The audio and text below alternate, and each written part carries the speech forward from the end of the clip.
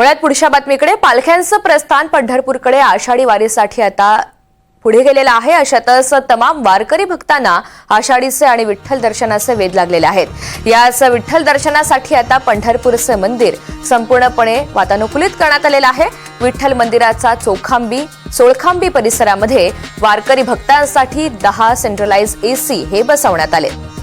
याचा आढावा घेतलाय आमचे प्रतिनिधी संकेत कुलकर्णी यांनी।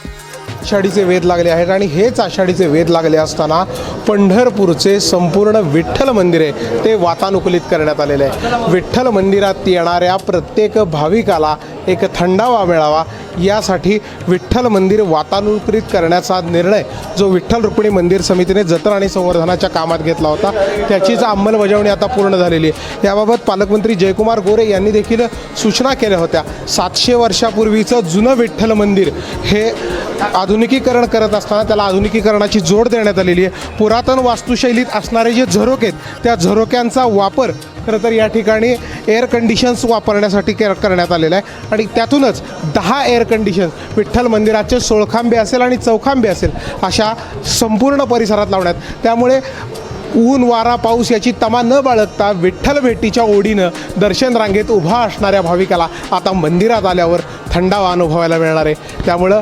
आधुनिकीकरणाची साज आणि पुरातन वास्तुशैलीचा नमुन्याची सांगड विठ्ठल रुक्मिणी मंदिर समितीने पंढरपुरात वातानुकूलित मंदिराच्या रूपाने घातलेली पाहायला मिळते। व्हिडिओ जर्नलिस्ट राजू मिसाळसह संकेत कुलकर्णी, NDTV मराठी, पंढरपूर।